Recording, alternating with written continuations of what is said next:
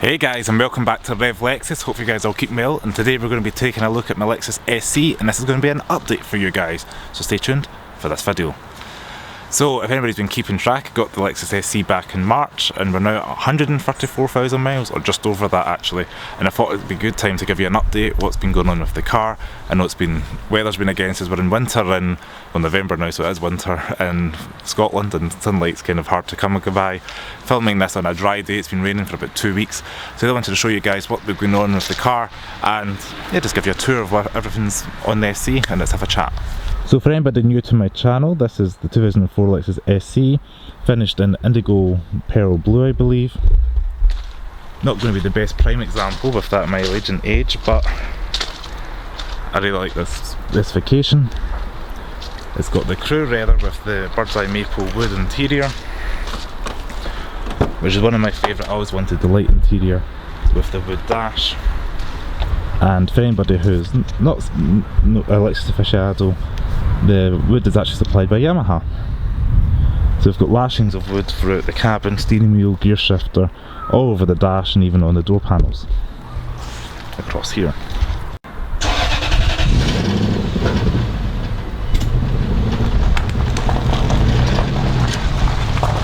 So if we jump into the back of the boot first, I still wish Lexus gave us another option instead of pushing it on the key fob to get into the boot. But hey ho, everything still works. I say that as I get crushed by Lexus boot. It does work, it has been holding up. Actually seems to be, because we're on an incline. So, anybody wanting to know, maximum boot space, there we go, enough for a set of golf clubs going across. Pull this little leather handle here and it gives it easy reach, and that can clip down there as well, which is a nice wee feature. Nothing's really been going on back here, but I thought I'd show you guys. Getting attacked by birds in these streets.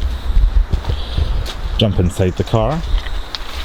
These little Lexus emblems do light up, which is pretty decent. You can kind of see it there, but at night time that looks great. We've got a little green light here and a little green light here, which when the car's pitch black and if you're in an unlit car park, it's really handy. Frameless doors haven't caused an issue yet because I've not had frost, but I've had issue with frameless doors before in the winter. They get jammed against the rubber seals.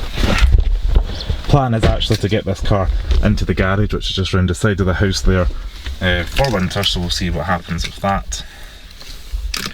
Keys and ignition. The steering wheel comes down to greet me, and there we go. That's just over 134,000 miles, and the car's still going strong. It was serviced earlier on this year by Lexus Glasgow, so shout out to those guys. We're just in accessory mode at the moment. Everything's still working. So we've got the sat nav there, which I don't really use because I'm not really going on any journeys I don't know.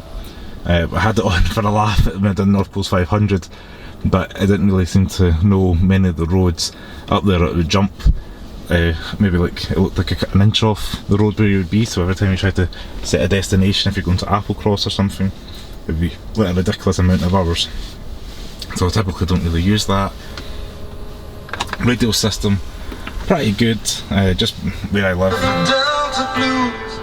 Limited to the radio stations you actually get, but Mark Leveson sound system, decent job. I've had no issues with the antenna or anything, so that was one of my worries when I first got the car.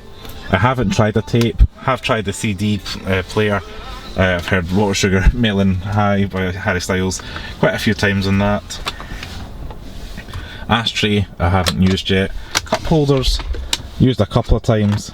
I feel like they only hold a small, like a cup of tea or something from McDonald's, but anything larger it just tips out, so I've used that most mornings actually. 5-speed transmission, no issues at all with. I only recently found out if I push it down into third or something, if you're driving a motorway, it really changes the kind of dynamic of the car when emerging onto the motorway, from being this lazy V8 to something that's a bit more active and ready to go. It's pretty crazy how different the car reacts with that. A little bit of storage in here, if anybody's unaware of. I will get a full review out when the car is clean, tidy and proper, lined with the fuzzy stuff in there.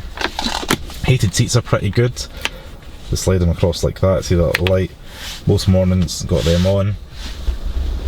Glove box, I only really seem to open for videos, but there we go. and I find this car really comfortable. As I've done many thousands of miles now in the car. Headroom, I'm 5'11", and there's a decent amount of headroom in there. You can obviously adjust the seats all electric to any way you want, but I'm never going to have anybody in the back, so I kind of have it to maximum legroom just for myself. And speaking of legroom, it's pretty decent. You can stretch out if you put it all the way back. Plenty of room for anybody, I'd say up to 6 foot. So if you're looking for this car, you can daily drive it because it's a hard top, and I've driven it in pretty stormy weather conditions recently over October, up to Stirling and that. Field of vision at night isn't the best, but I think that's just due to the headlights. When you have full beam on, fantastic, but obviously if you're in a line of traffic you can't, and it's almost like candle torch lights you've got, you're trying to see in comparison to the X3 that I sometimes use.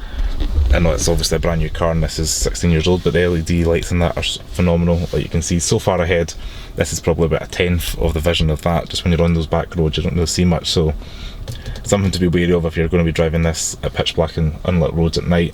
I can't remember the road I drive up from Ballock to Stirling, but anybody's been up that old military road, prone to flooding as well.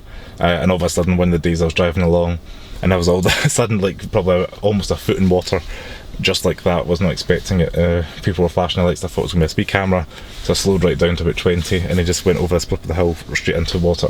So that was interesting, but I got through no bother.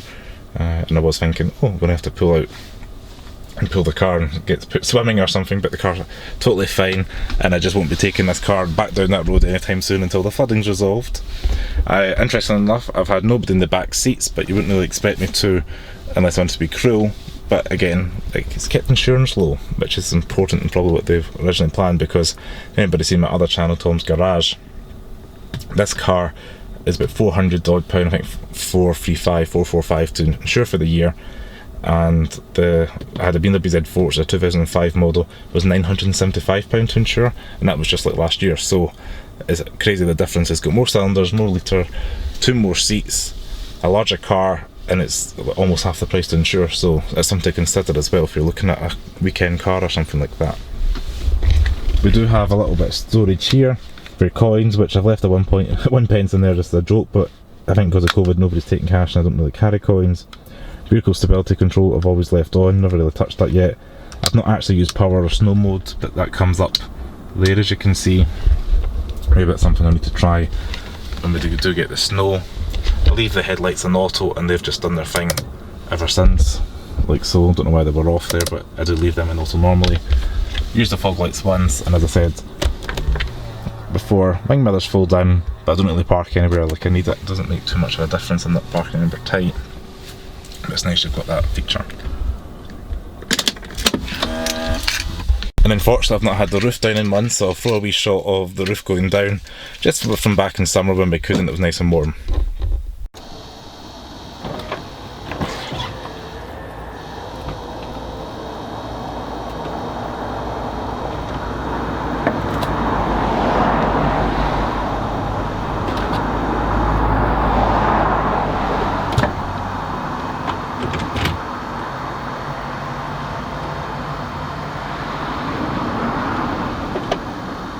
So thanks very much for watching Rev Lexus. Hopefully you guys enjoyed this update video on the Lexus SC. I still need to try and get the root cause of that sensor. It's been driving me nuts since I've owned the car, but just not really had the time, energy or capacity to take it to another garage and find out the cause. I think it probably needs the exhaust fixed, which I'm kind of saving up for at the moment just because of the whole COVID lockdown thing. Money is not fluid as it would normally be. So I just want to say thanks very much for watching. If you like this video, please give me a thumbs up, subscribe to the channel below. If you're a Lexus fan or an enthusiast, this is the channel for you. It's going to be all the Lexus content, or as much Lexus content as I can. And yeah, I'll see you next video, and thanks for watching. Ciao.